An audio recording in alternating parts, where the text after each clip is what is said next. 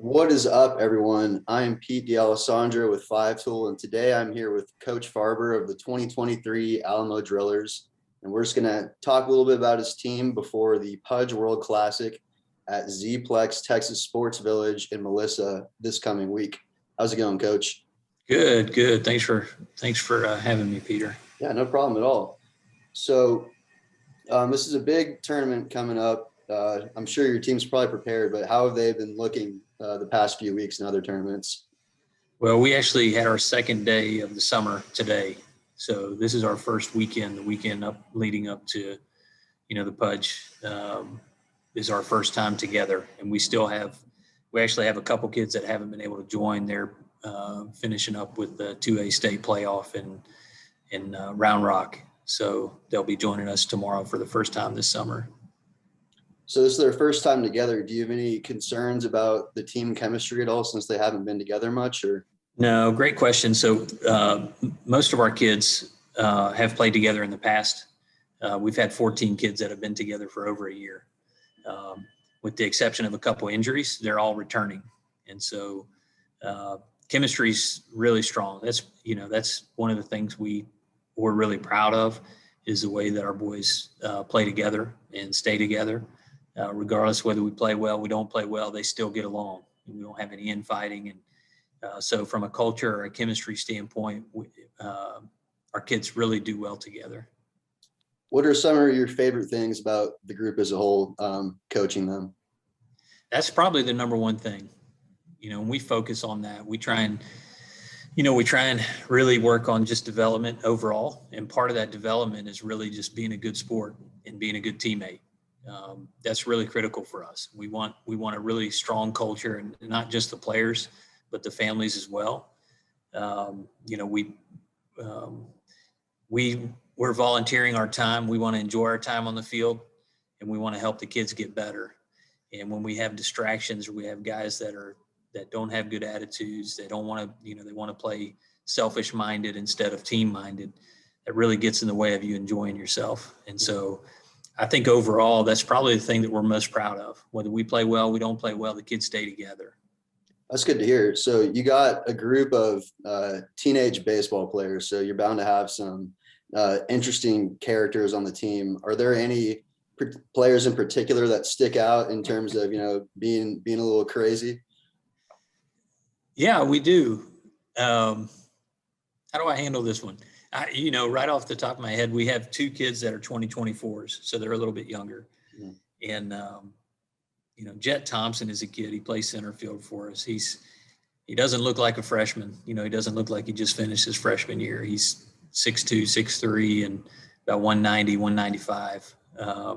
He's a big kid, and he plays like a big kid. He plays like a bull in China shop. Just plays hard all the time, but he also likes to joke around a lot.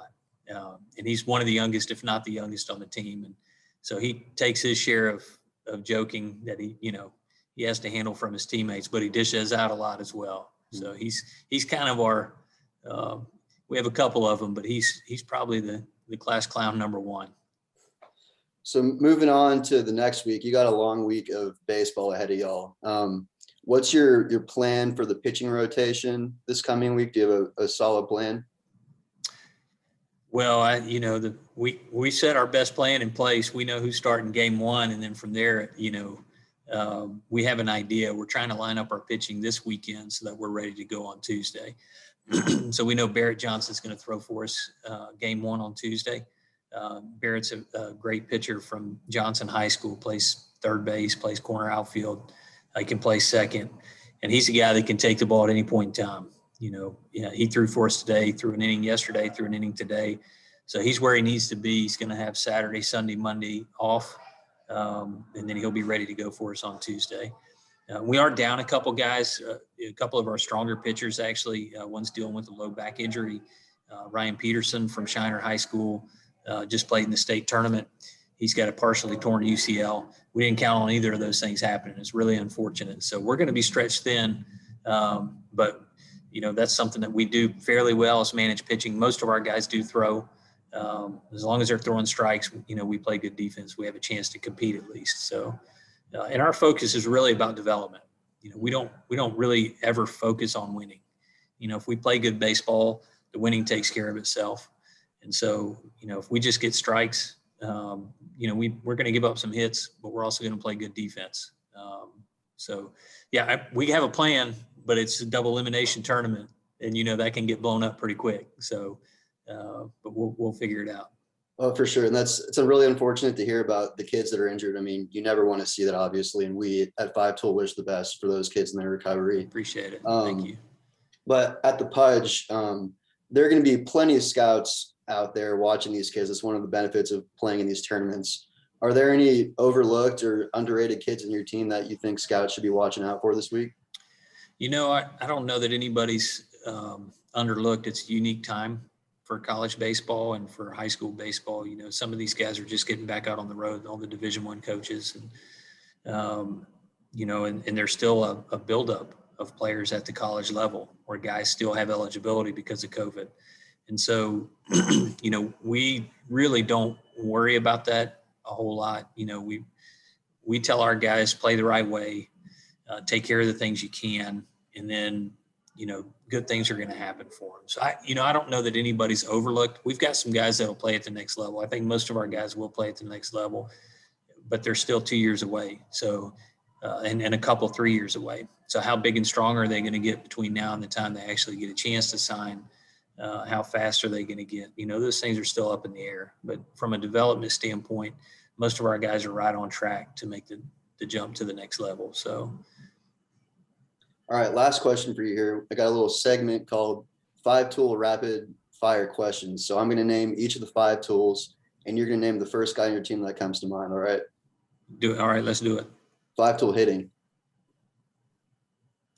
Straight hitting, probably Ryan Farber. 5 tool power. Paxton Terveen. 5 tool speed.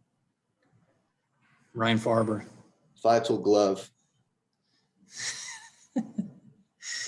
Oh, I got to go with somebody else here. I'll say Barrett Johnson. 5 tool arm. I'll go Andrew Armis. All right, Coach. Thank you for your time. It was great talking to you, getting to learn more about your team, the Alamo Drillers, and they will be out at Zplex, Texas Sports Village. Their first game is at 9 a.m. on Tuesday. Once again, Coach Farber, really appreciate you taking the time. We're looking forward to watching your squad out there this weekend. I appreciate it, Peter. Thank you so much. We'll see you then. All right. Have a good one.